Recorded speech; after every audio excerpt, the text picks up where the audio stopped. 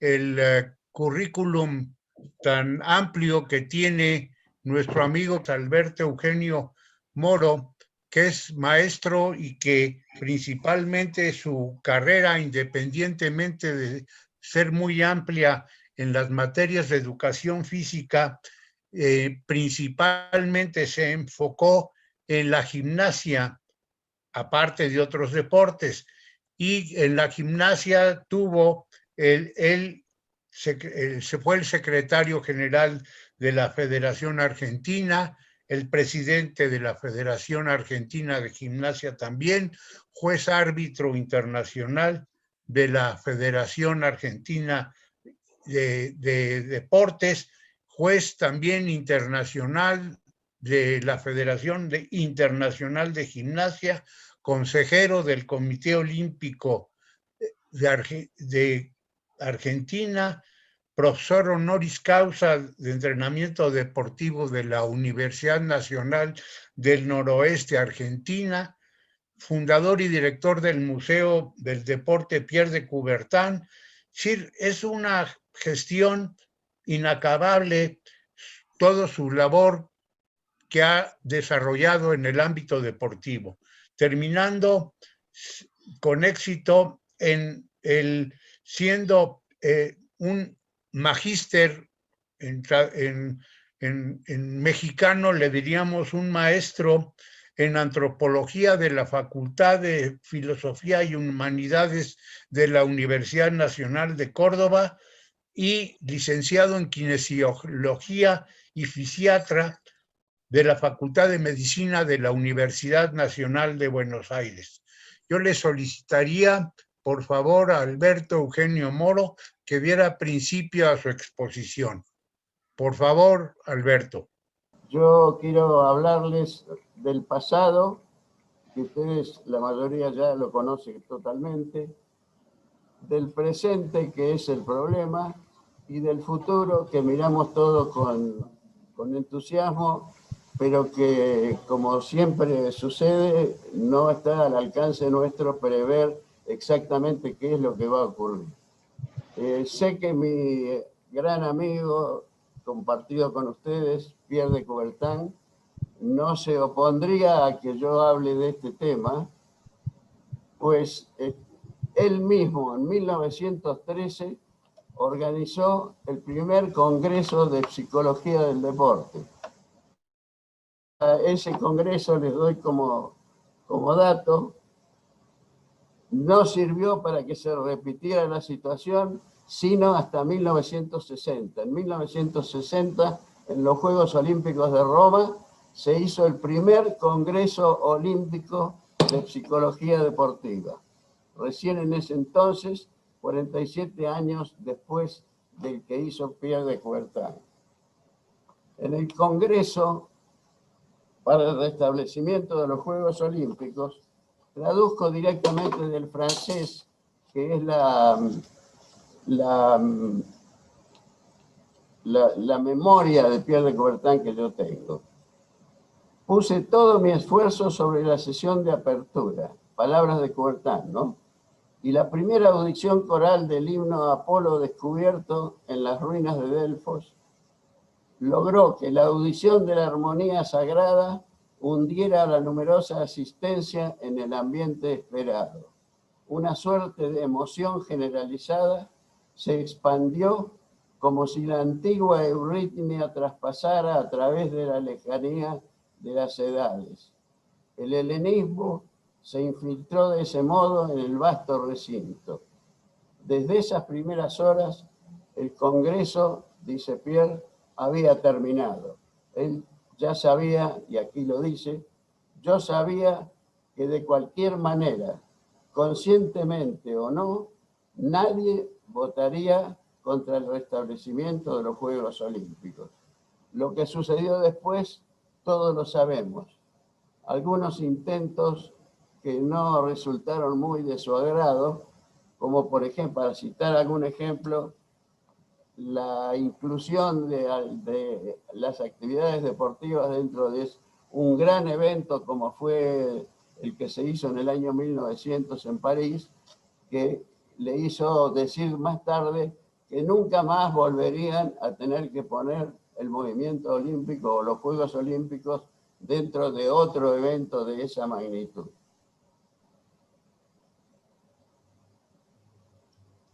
También tenemos el caso de Saint Louis y los horrendos, si me permiten el calificativo, Juegos Antropológicos.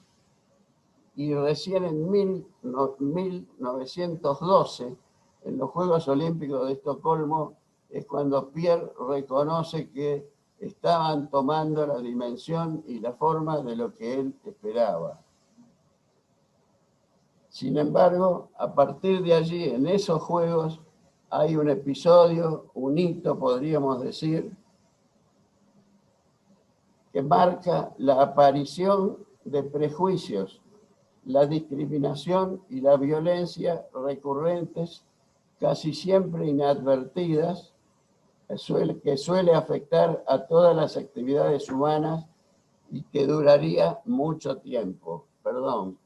Porque hay que saber, como lo saben seguramente quienes me escuchan, que todo lo que los humanos crean, aún con las mejores intenciones, tiene o puede tener, como las dos caras de Jano, un anverso y un reverso. Puede ser usado para el bien o para el mal, sujeto a las circunstancias e intereses individuales de los grupos o los líderes. Tenemos el ejemplo fuera del deporte de la energía atómica. Con la energía atómica se puede curar el cáncer, se puede generar electricidad y resolver muchos otros problemas, pero también se puede tirar abajo Hiroshima y Nagasaki. Y volviendo al tema de los Juegos de Estocolmo, todos los presentes saben lo que sucedió con Jim Thorpe, un indígena norteamericano cuyo nombre original era Watuhuk, que significa sendero luminoso, quien con su maravillosa actuación en atletismo, ganando el pentatlón y el decatlón, motivó que el rey Gustavo V de Suecia lo llamara ante sí y le expresara: usted es el más grande atleta del mundo.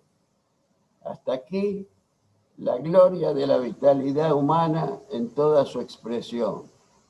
Pero sucede que esa gloria no impidió que un año después, al descubrirse que en 1910, 2 años antes de los Juegos, había jugado al béisbol por $25 a la semana, fue descalificado, quitándose su nombre y sus récords de todos los registros olímpicos, para devolvérselos muchos años más tarde, cuando se acabó la fiebre del amateurismo y, por supuesto, cuando Jim Thorpe ya había muerto.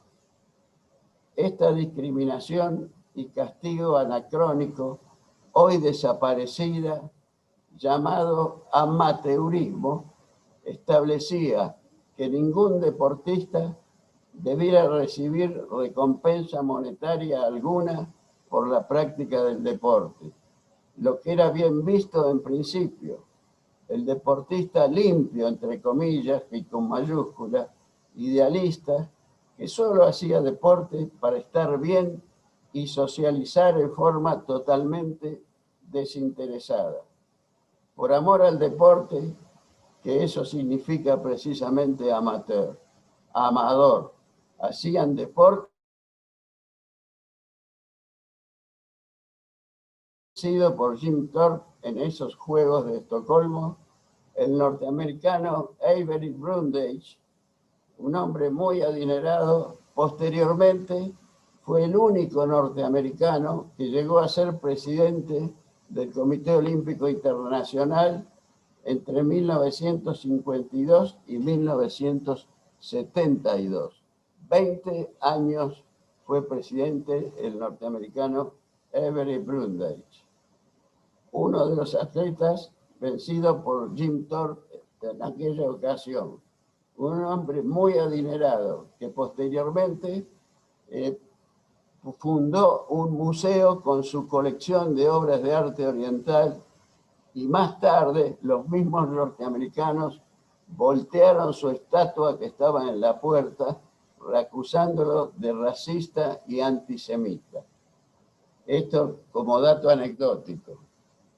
Este hombre se encargó de llevar al máximo la idea del amateurismo, persiguiendo y arruinando la vida de muchos deportistas que por ser pobres habían aceptado recibir algún dinero a cambio de sus destacadas performances deportivas.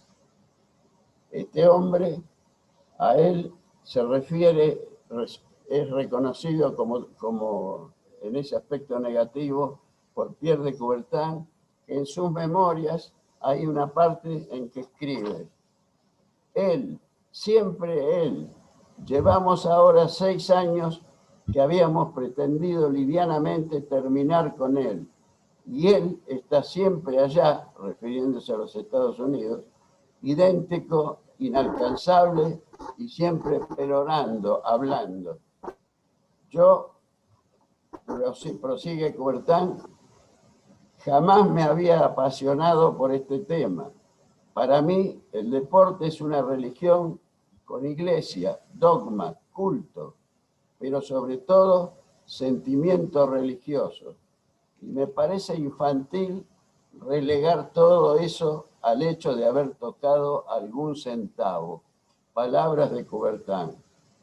Hoy todos sabemos que, a diferencia de lo que se pretendía entonces, los deportistas destacados son multimillonarios y reciben toda clase de beneficios económicos patrocinados por empresas e instituciones, a las cuales quedan atados por convenios mediante los cuales reciben beneficios inconmensurables y, me atrevo a decir, fuera de toda lógica.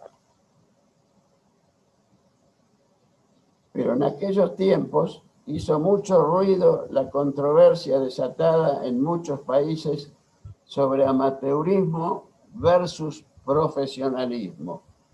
En Argentina, en un momento dado, cuando ciertos grupos influidos por estas concepciones hablaban peyorativamente de lo que definían como campeonismo, y teníamos en Uruguay un vecino a quien conocí, Callegal, quien solía usar el término campeonitis, o sea, la búsqueda del máximo rendimiento, lugar de deporte liviano para todos, en lugar del deporte liviano para todos con fines higiénicos.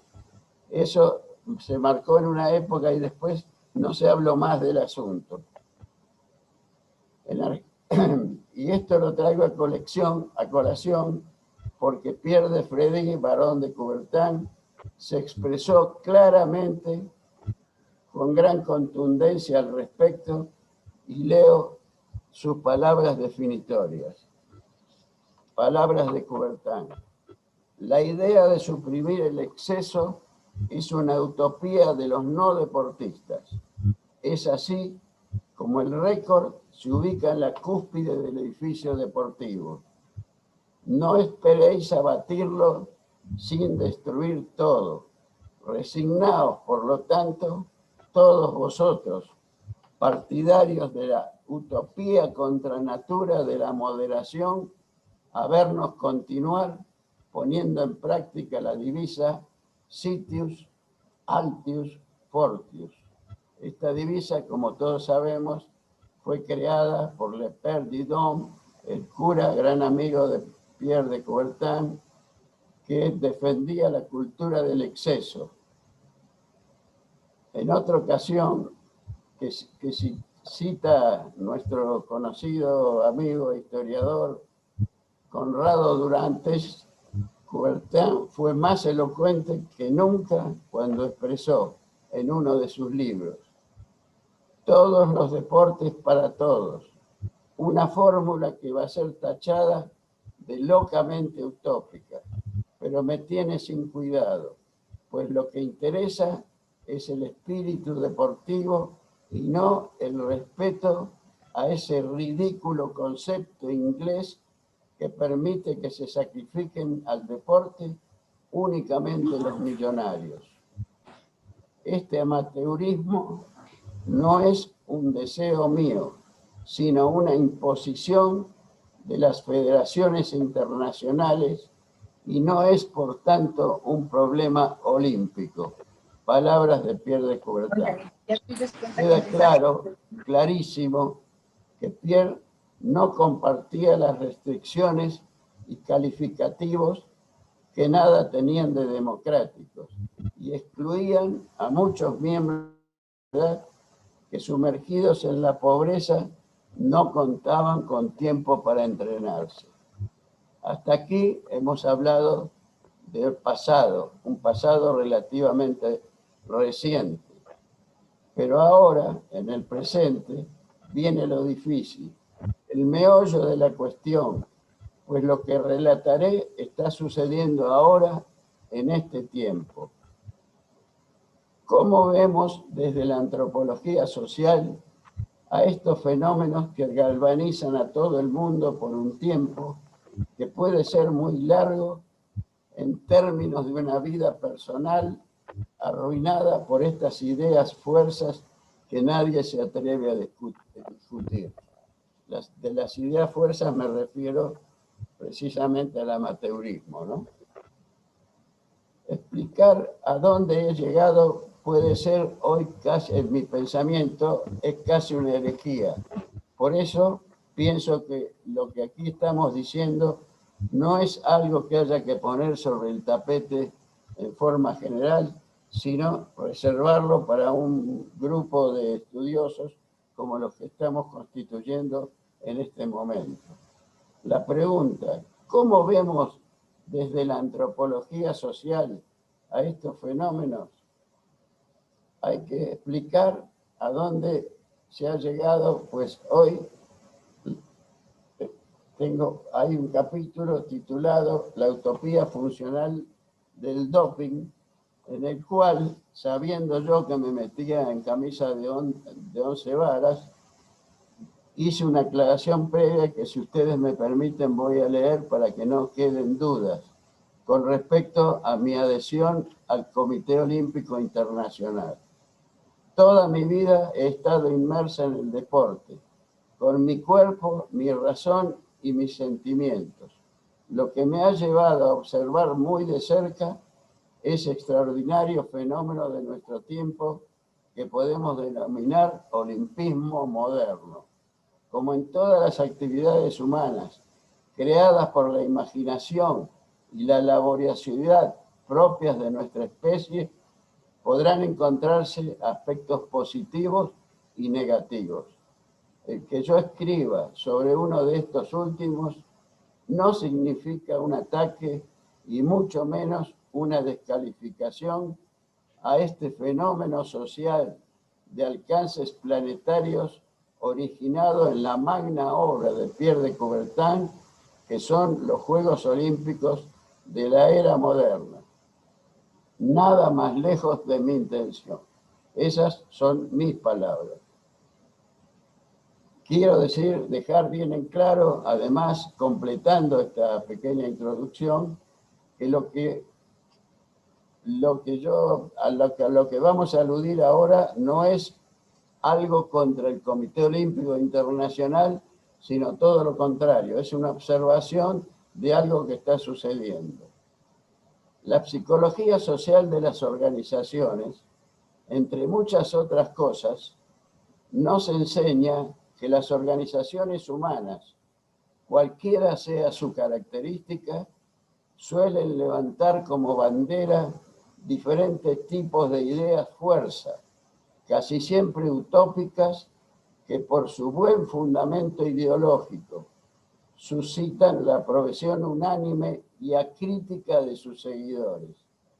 Y esto sucede a menudo, sin que sus propios integrantes, directivos de esas instituciones, sean conscientes de las motivaciones profundas que los impulsan a utilizar ese recurso galvanizador de multitudes. Estas utopías funcionales a los objetivos de las organizaciones, que son tomadas como meta, pretexto o propaganda en algún momento de su historia, sufre un desgaste inevitable, como sucedió con el amateurismo, y están fatalmente condenadas a desaparecer a su debido tiempo, como siempre ha ocurrido, siendo entonces generalmente suplantadas por otras de cuya naturaleza, como acabamos de describir, ni siquiera son conscientes sus propios promotores. Esto hoy nadie parece verlo. Sin embargo, la realidad está allí solapada. Cuando un gobierno flaquea y ve derrumbarse su predominio, suelen inventar utopías que serán aceptadas por toda o casi toda la población y que no pocas veces generan desastrosas contiendas y sufrimientos para sus pueblos. Tenemos muchos ejemplos de esto en América Latina que no voy a relatar para que esto no sea demasiado largo. Siguiendo las descripciones actuales de la psicología social de las organizaciones, el supuesto desinterés por el dinero que debía caracterizar a los deportistas olímpicos entra dentro de esta categoría de fundamentalismos que suceden frecuentemente entre los grupos humanos, con la particularidad de que en este caso rápidamente Pierre de Coubertin manifestó su desacuerdo, como ya hemos expresado. Y ahora entramos en la época actual un poquito más. Ahora viene la cuestión que yo llamaría pesada, y por eso recomiendo que sea por ahora nosotros hasta que no tengamos más fundamentos. Yo diría también que es anticipada, porque no es precisamente el momento en que puede debatirse públicamente esta cuestión, ni aún menos con el Comité Olímpico Internacional, tarea que quedará para los más jóvenes entre nosotros y más adelante.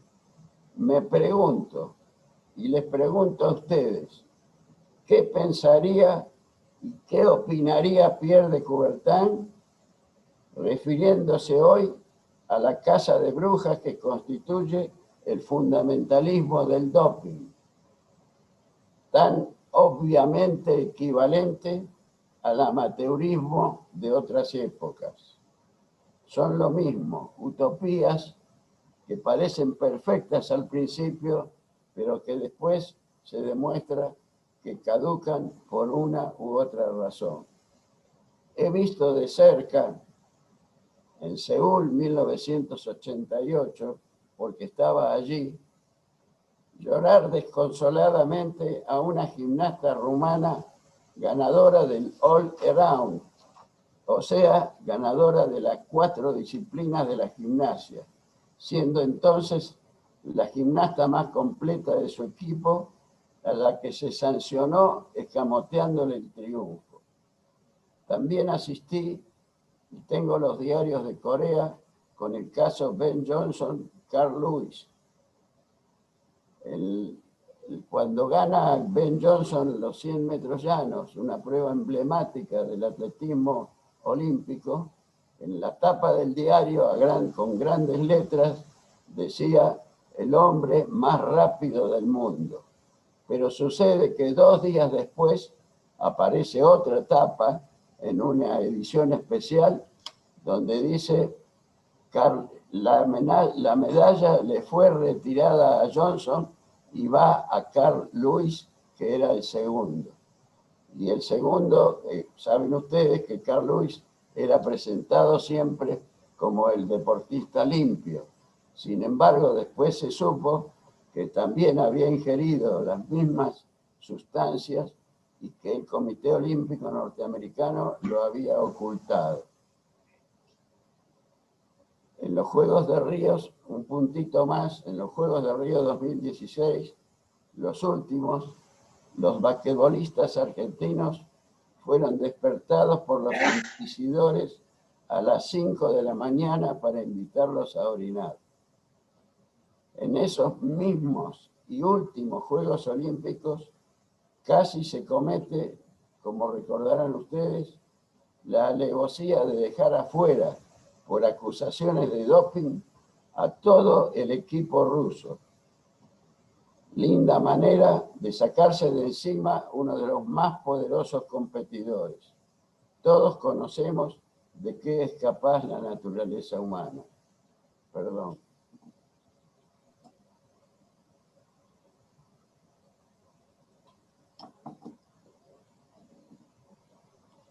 Disculpen mi afonía, pero después de 53 años de docencia, bueno, tengo un poquito cascada la voz. Además que estoy por entrar en mi 10ª década de vida.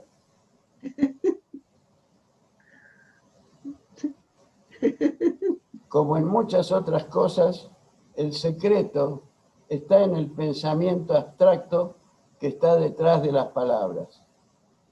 Prima facie, ¿quién podría estar en desacuerdo con lo que intencionalmente se denomina la lucha contra la droga? Si pensamos bien, ¿podría un deportista drogado, en el verdadero sentido de la palabra, llevar a cabo sus excelsas prestaciones? Evidentemente no. El problema esencial es la frase que voy a decir ahora. Sucede, estimados amigos, y aquí está la cuestión semántica, que no se trata de drogas, sino de fármacos que hipotéticamente pueden potenciar el rendimiento deportivo. ¿Cuál sería entonces la diferencia en usar medicamentos para el deporte? Del mismo modo que los usamos para los dolores musculares, la digestión, para el estreñimiento, para el reuma, para la acidez, para conciliar el sueño, para mantenerse despierto, para la tos, para el dolor y hasta para la potencia sexual mediante el sildenafil, usualmente conocido como Viagra. La lista oficial de las sustancias prohibidas que recomiendo leer detenidamente es cada vez más extensa e incluso irrisoria por el enorme abanico de sustancias que abarca en su afán persecutorio. Yo lo he hecho. Y es increíble la cantidad de elementos con que se puede sancionar a un atleta cuando hay voluntad de hacerlo.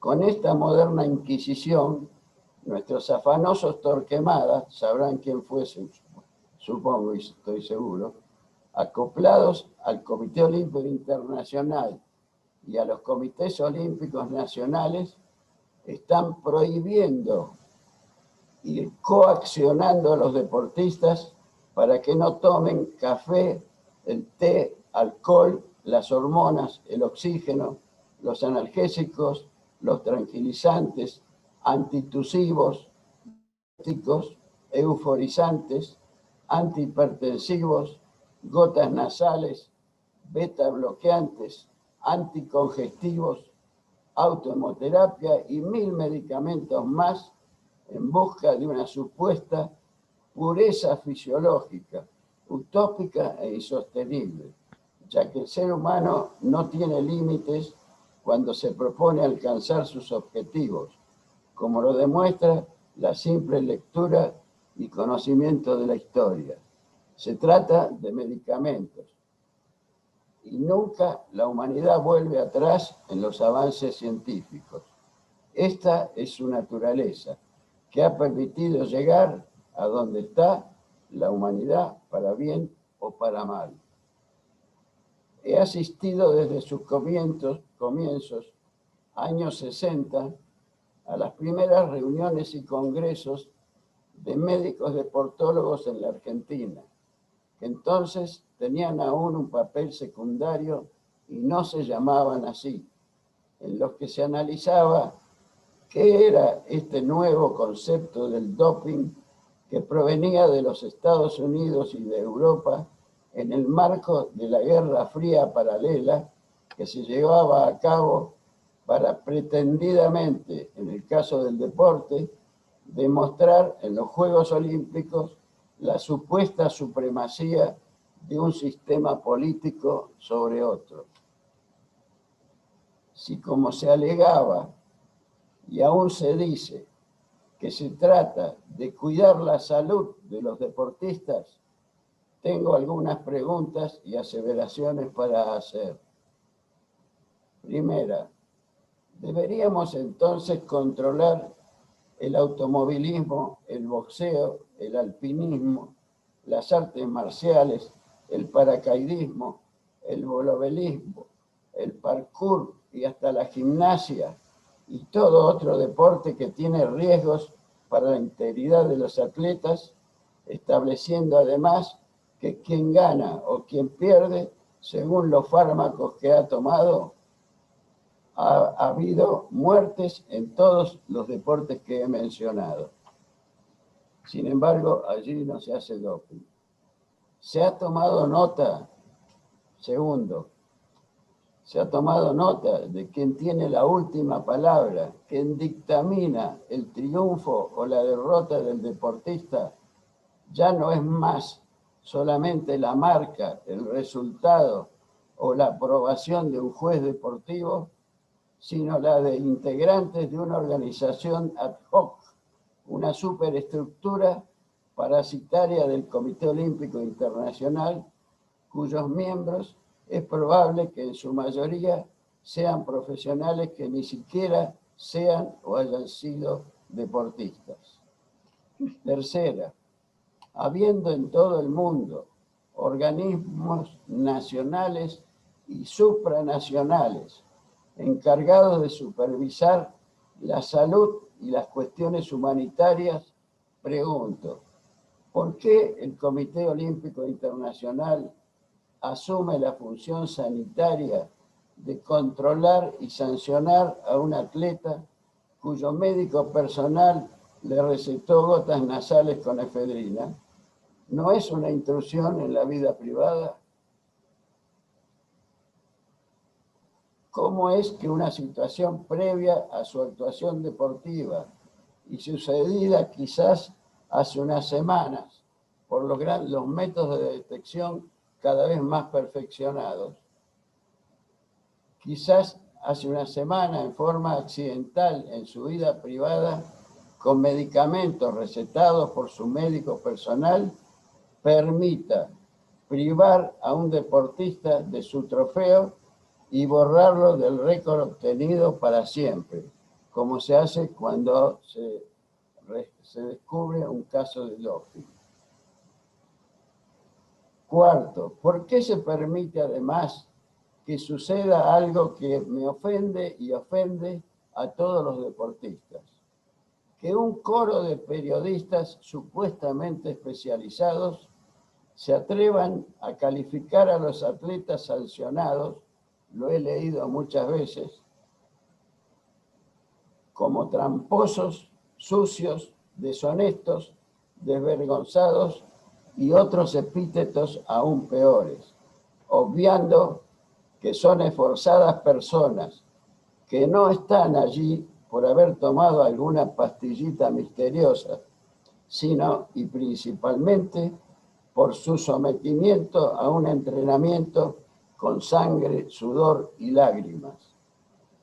Quinto, ¿qué pensaría y qué opinaría Coubertin refiriéndose hoy a la casa de brujas que constituye el fundamentalismo del doping, tan semejante a la casa de brujas en el amateurismo de otras épocas? Perdón.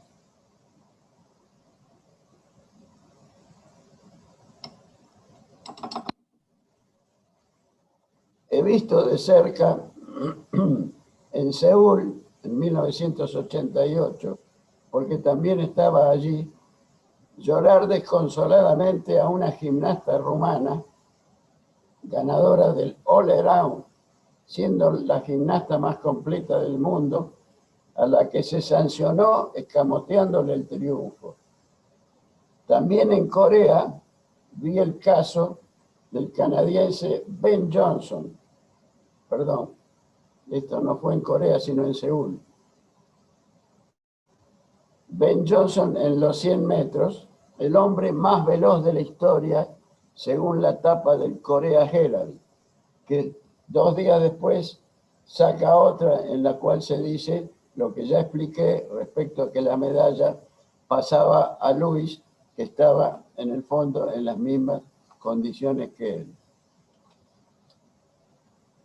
Muchos años después, en Sydney 2000, Juegos Olímpicos, también casualmente estaba allí, sucedió el dramático caso de la extraordinaria atleta americana Marion Jones. 3 medallas de oro y 2 de bronce, a las cuales le fueron retiradas en 2008, es decir, 8 años después, sus 6 medallas, y fue condenada a 6 meses de prisión por haber confesado ante un tribunal que había tomado esteroides.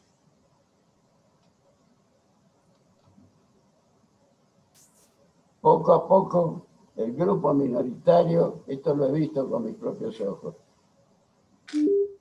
que constituyen los médicos del deporte, fue creciendo con la integración de bioquímicos, ingenieros biomédicos, farmacéuticos y la inestimable ayuda de grandes empresas tecnológicas de los países poderosos que desarrollaron laboratorios cada vez más sensibles, portátiles y sofisticados, con una enorme capacidad de detectar aún los más ínfimos residuos de los fármacos prohibidos por la entonces recién nacida WADA, o sea, la World Anti-Doping Agency.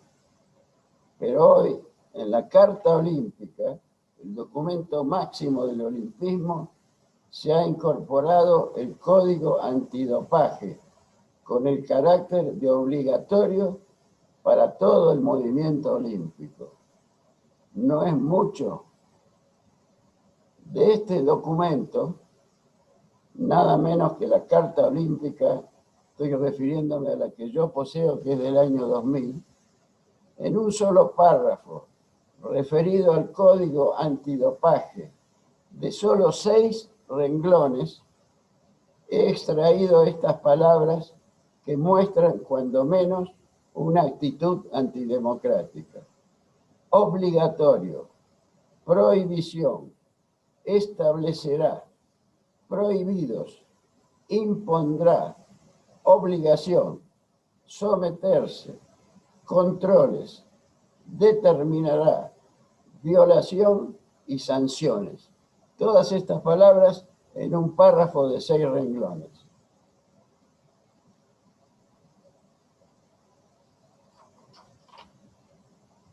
Esta organización de lucha antidroga, en la cual sus integrantes precedentes eran personajes de segunda, tercera o cuarta línea dentro de la estructura del Comité Olímpico, fueron cobrando cada vez más relevancia, convirtiéndose en una superestructura acoplada al Comité Olímpico Internacional, oficializada en 2002, cuando se incluye a la agencia antidoping en igualdad de condiciones en la Carta Olímpica como obligatoria para todo el olimpismo.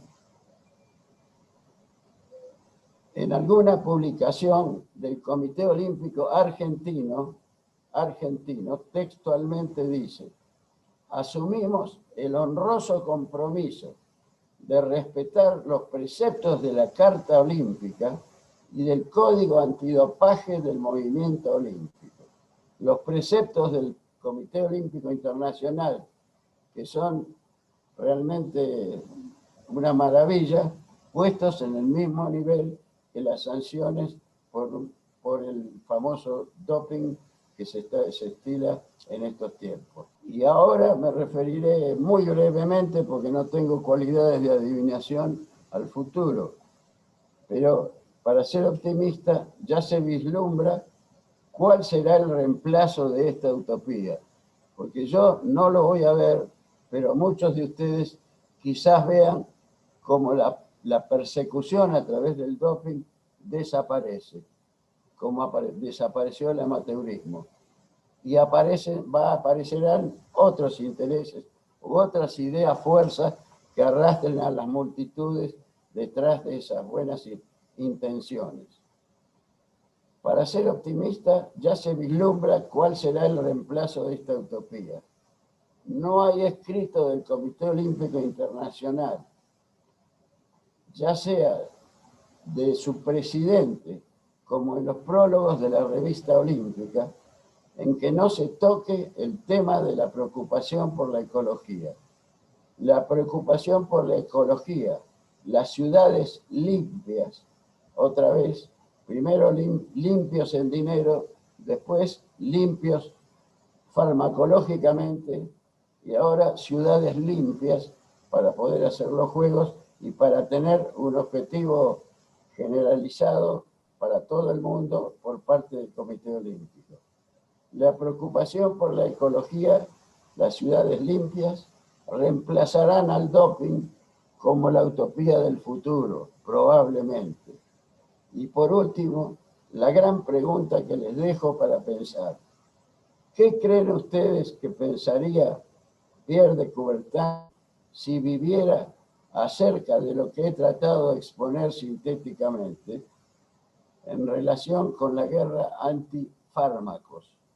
No son drogas, sí lo son en cierto sentido, pero hay que hablar de fármacos que ayudan, que mejoran el rendimiento deportivo.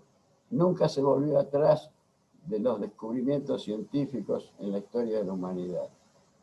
Un dato más, Jacques Roche, que fue el presidente anterior a Thomas Bach, se despidió como presidente en un congreso que se hizo en Buenos Aires por primera vez. Y en ese momento tuvo una frase desafortunada, que es lo que hay que cambiar. El doping no desaparecerá porque es al deporte lo mismo que la criminalidad es a la sociedad. Repito, el doping no desaparecerá porque es el deporte lo mismo que la criminalidad es a la sociedad. Esto en la asamblea del Comité Olímpico Internacional en Buenos Aires salió en La Nación del 5 de septiembre de 2013. Y con esto termino con un tema que es difícil de aceptar, hay que analizarlo, hay que pensarlo un tiempo, y quizás, al menos alguno de ustedes, encontrará que tenía razón yo en este planteo, que, vuelvo a repetir como cierre, no está dirigido contra el Comité Olímpico Internacional. Simplemente es lo que ahora se considera son utopías, fuerzas que tanto las organizaciones sociales como los países, que también son organizaciones sociales, utilizan a menudo. Cuando un gobierno se ve en las malas y desapareciendo sus adláteres y la gente que los sigue, toma medidas a veces extemporáneas, tenemos un ejemplo en la misma Argentina. Cuando el gobierno, la última dictadura militar, se le venía abajo toda la estructura, tomó por la fuerza las Malvinas sin pensar en las consecuencias que le costaron la vida a tantos soldaditos argentinos. Pero con esa medida forzada y terrible, logró llenar la Plaza de Mayo, que es el lugar emblemático de la ciudad de Buenos Aires, donde el pueblo se reúne para expresarse. Un ejemplo más, y ahí quedamos. Espero que no les haya sido resultado demasiado ni agresivo ni pesado lo que acabo de decir. Es todo. Muchas gracias por tu exposición, que seguramente tendrá muchos interrogantes, ya que toma temas álgidos que siempre se habían visto inatacables. Pero tienen la palabra todos las personas que escuchan, y yo le pediría a Nelson que concentrara las preguntas para hacérselas vía telefónica a nuestro distinguido ponente y que él pudiera dar las observaciones adecuadas. Nelson, por favor. Sí, muchas gracias, Carlos Hernández. Otra vez felicitar a Alberto Moro por su exposición. Andrea, tú mismo puedes hacer la pregunta, por favor. Creo que sale mejor. Bien, bueno, Alberto, ahí te dan las gracias por la ponencia, es Cristian Kern. Dice, me gustaría hacerte una pregunta basada en todos los cambios que has guiado desde Pierre de Coubertin al contexto actual. ¿Qué usted cambiaría en el movimiento olímpico y en los Juegos Olímpicos de hoy? Bueno, yo creo que vamos hacia un momento en que se considerará parte de la vida privada las medicaciones que uno toma y que desaparecerá la preocupación por el doping, lo mismo que desapareció la preocupación por el amateurismo, que es tan flagrante, ¿no? Porque el amateurismo de la dureza que tenía al principio se llegó a una libertad muy grande de percibir enormes cantidades de dinero, cuando antes no se podía ni una moneda ni $250 a la semana, como le pasó a Jim Thorpe.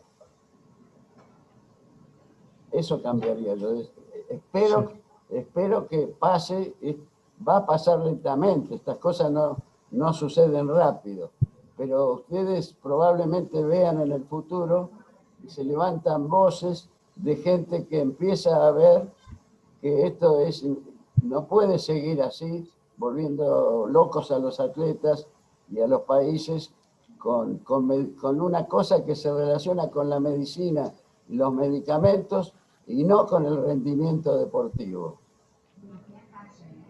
Muy bien. Andrea, ya hay otra pregunta de Daniel de la Cueva.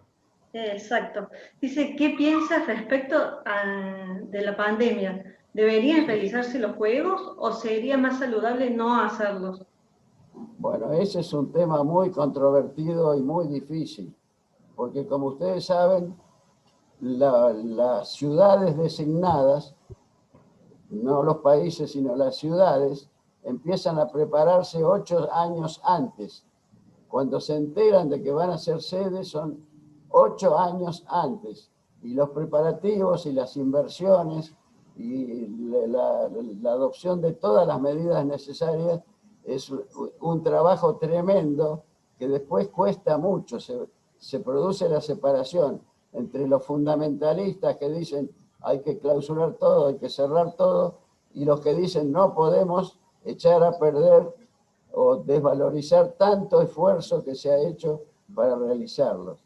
Creo que las opiniones en este caso van a estar divididas y los juegos se harán tomando las medidas necesarias para que no haya demasiadas aglomeraciones de gente y con todas las precauciones sanitarias correspondientes. Bueno, muchas gracias, Alberto. ¿Algo más? Sí, hay otra de Majo Medina y después de Cecilia. Bien. Bueno, Majo desde México te pregunta, ¿qué nos pudieras recomendar a la juventud de hoy para seguir transformando vidas por medio del deporte? Bueno, difundirlo y practicarlo de una manera que resulte ejemplar. Para difundir el deporte ya está difundido. Yo diría que si un extraterrestre pasa con la nave por la Tierra, dice, es un montón de seres que se la pasan corriendo detrás de una pelota. Así nos verían desde el espacio. Está difundido el deporte. Lo que pasa es que cada vez más costoso, cada vez se requieren instalaciones más preparadas y eso se va logrando. Así que la difusión del deporte está. Lo que habría que hacer es difundir más los deportes que generan menos ingresos, porque parecería que todo, en una época en Argentina, por ejemplo, solo era fútbol, boxeo, automovilismo y básquet. Y todos los demás, a mí me costó, por ejemplo, llegué a ser profesor en la primera academia de periodistas deportivos. Y ahí tenía que explicarle qué eran todos los otros deportes, que llamaban en ese momento deportes raros. Mientras que ahora, digamos, no, ya no existen deportes raros. Tengan en cuenta ustedes que en aquella época no había televisión. Y en esa época, además, la película con las grandes luces de los Juegos Olímpicos llegaban 2 años después que habían ocurrido los Juegos sucesivos. O sea que no se le daba demasiada importancia al deporte. Hoy el deporte está generalizado, está difundido, me parece que en forma óptima en todo el mundo, pero con desigualdades siempre relacionadas con el dinero que generan. Ahí me quedo. Muy bien. Hay una otra de Cecilia ahora, Andrea. Bien, mira, Cecilia te pregunta, ¿qué opinas de la sanción a la gimnasta argentina única clasificada con doping positivo? ¿Cuándo fue eso? ¿Ahora? Exacto. Bueno, ese es uno de los ejemplos de lo que yo digo, que no el atleta no está donde está, representando a su país, que ya con eso los Juegos, y estar representando a su propio país en los Juegos Olímpicos es un gran triunfo. No está ahí porque tomó una pastillita o porque se puso determinada inyección. Está porque se entrenó, como dije antes, dejando sangre, sudor y lágrimas en el gimnasio o en el campo de juego o en la pista de atletismo. Eso es un ejemplo más de los miles que hay, de deportistas que lloran y sufren y que injustamente han sido privados, y como dije en el caso de Marian Jones, hasta encarcelados por 6 meses. El caso de la gimnasta se llama Martina Dominici, fue suspendida esta última semana y tuvo que ser reemplazada por una chica que tiene 17 años, que es una edad normal para la gimnasia, ¿no? Es una chica que no tenía ningún tipo de probabilidad de participar. En el ranking.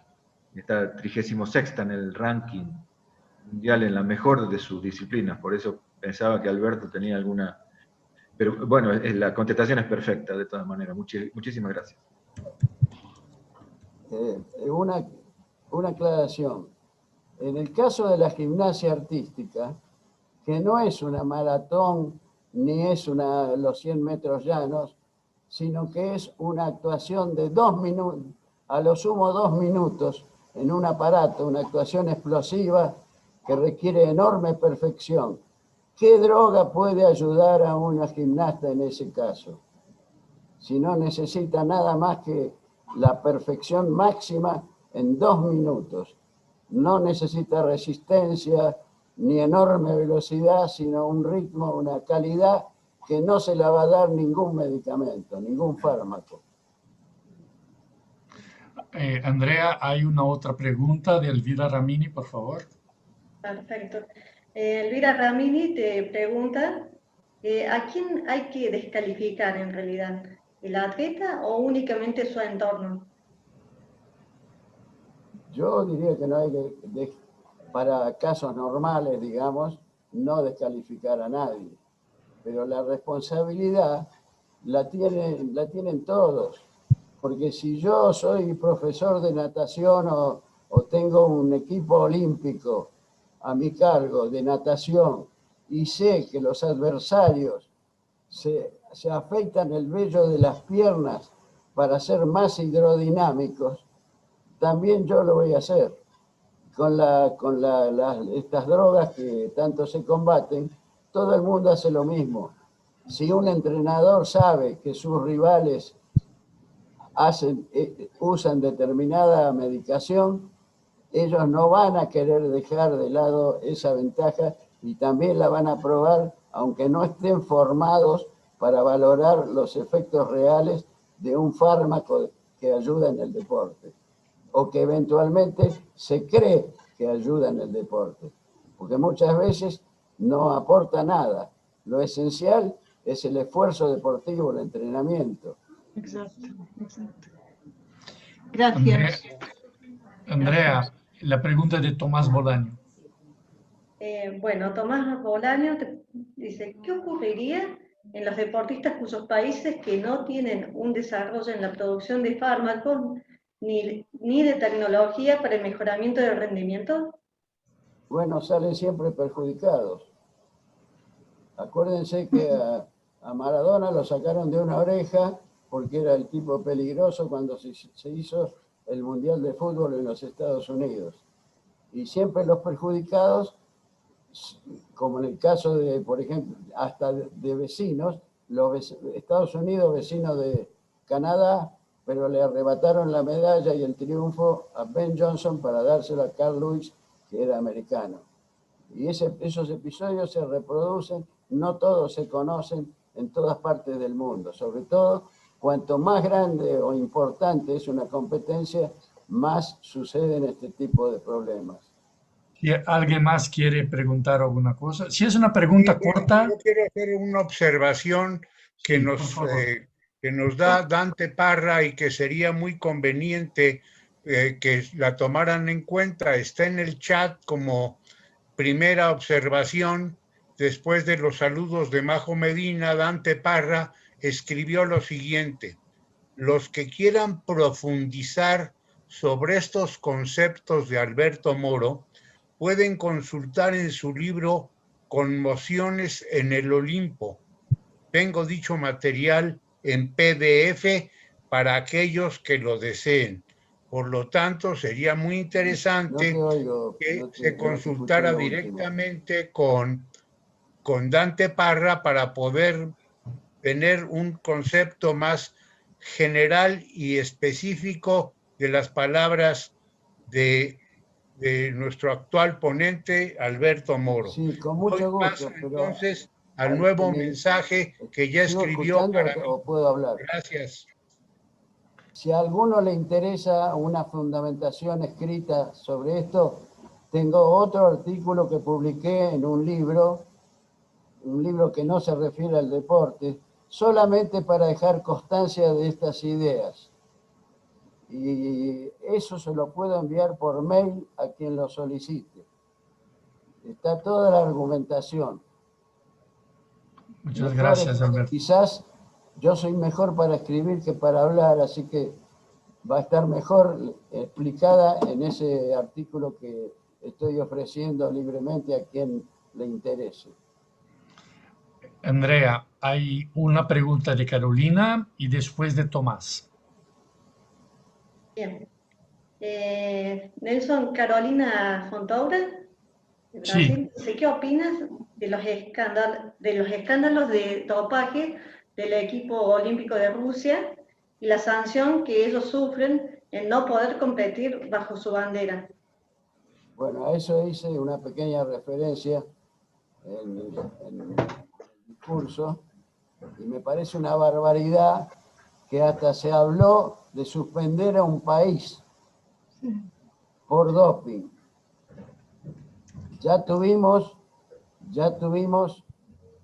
dos situaciones como la de los Juegos Olímpicos de Moscú 1980, donde los norteamericanos le hicieron el boicot, y al revés, los de 1984, donde los bloques del Este también le hizo el boicot a los Estados Unidos.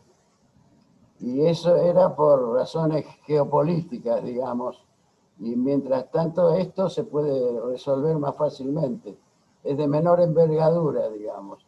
Pero lo de los fármacos que ayudan al rendimiento deportivo, ¿por qué no pueden ser usados si nosotros usamos otros miles de fármacos para las distintas situaciones orgánicas negativas que la vida nos presenta. Perfecto, Alberto, muchas gracias. Y hay otra pregunta que dice, profesor Moro, esa perspectiva suya con respecto al futuro del doping, ¿la comparten otros autores? ¿La comparten? Otros autores, si la comparten otros autores. No, yo creo que es una observación, no quiero adjudicarme a ser la única persona, pero siento que nadie lo ve esto. Nadie ve la analogía clarísima para mí entre la desaparición del amateurismo y la desaparición futura que le auguro al doping. Son dos situaciones similares.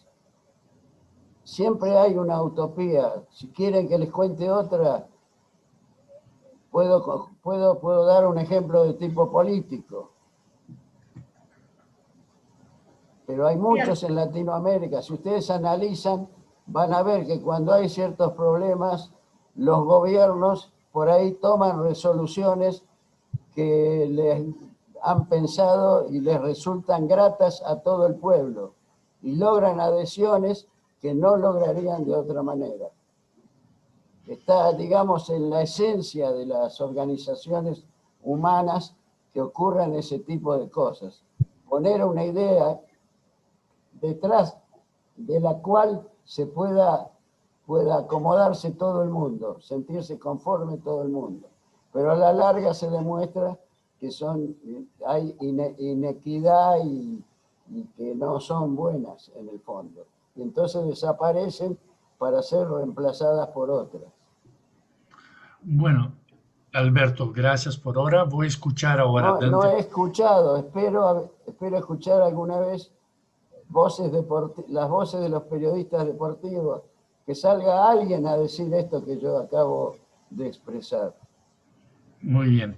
Dante, ¿quieres la palabra? Puedes hablar. No, muy simple, Nelson. Simplemente, bueno, el libro es este que está hablando Alberto Moro. Yo en el año 2003... Eso es viejo, decirle que es de 2008. Sí, yo lo obtuve en el 2013, Sí. y cuando leí este libro me dio vuelta la cabeza. Ahí lo rozo el tema, lo rozo. Exactamente. Pero hay un autor que descubrí 4 años después que tiene un trabajo en la misma línea de Alberto, que es Pérez Triviño, un español, que plantea algo parecido. No hace la analogía con el amateurismo, pero sí con el uso de las tecnologías y de las sustancias para mejorar el rendimiento, que van en la línea de Alberto. Se lo recomiendo, me voló la cabeza también este libro. Lo pueden encontrar, es del editorial UOC, ¿sí? También se lo recomiendo para profundizar este tema, que plantea situaciones como la de Alberto y algunas más que van en esa dirección. Bueno, también Elvira quiere comentar. ¿Puede comentar, Elvira? Para mí ha sido un lujo escuchar esta conferencia. Muchísimas gracias al señor Alberto. Me gustaría mucho tener su artículo y también los 2 libros que Dante acaba de mencionar.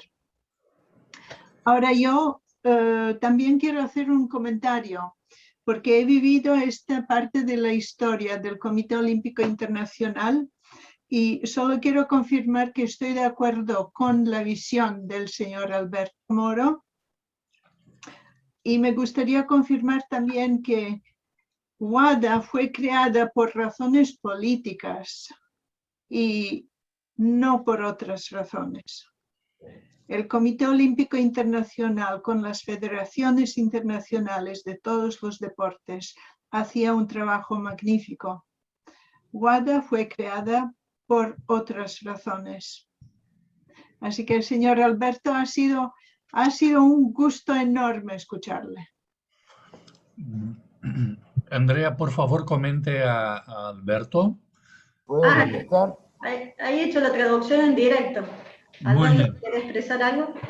Sí, quería decirle que en el Comité Olímpico Internacional Conmociones en el Olimpo está.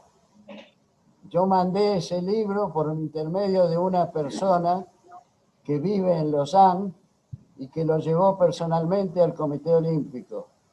El libro Conmociones en el Olimpo. Y que allí yo apenas estaba empezando a rozar el tema, digamos. Lo estaba pensando en esos momentos. Así que ahí hay alguna referencia.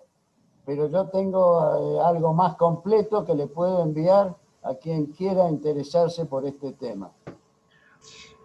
Comento una situación respecto a la pregunta si hay otros autores, ¿no? Decirle que viniendo de parte de ella, para mí es un gran honor y que lamento que mi voz esté un poco quebrada.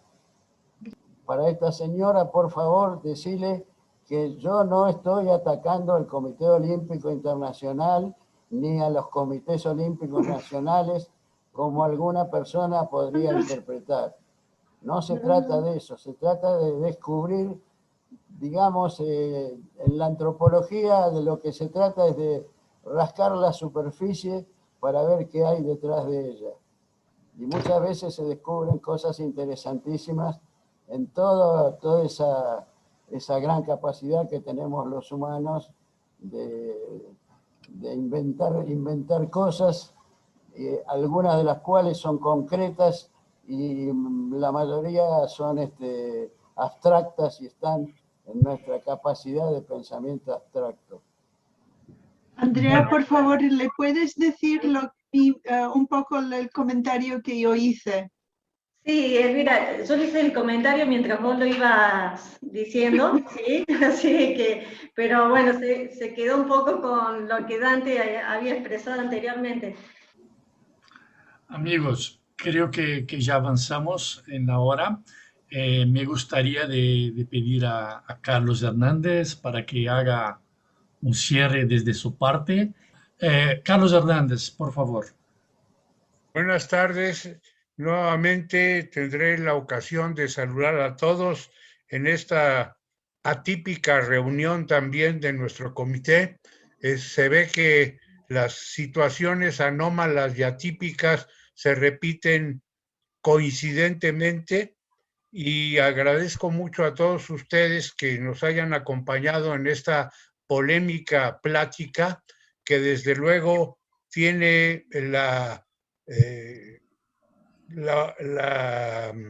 virtud de haber suscitado nuevas opiniones, encontradas opiniones seguramente entre muchos de los asistentes, pero también esta situación que apunta muy acertadamente Alberto Eugenio Moro no es nueva en la historia de la humanidad. También cuando hay problemas internos se recurre a la creación de un enemigo externo para resolver esos problemas internos.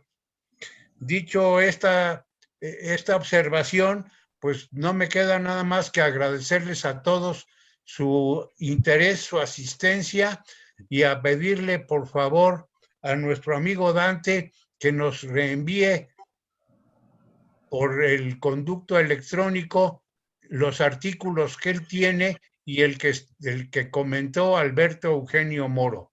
Muchas gracias a todos por su valiosa atención.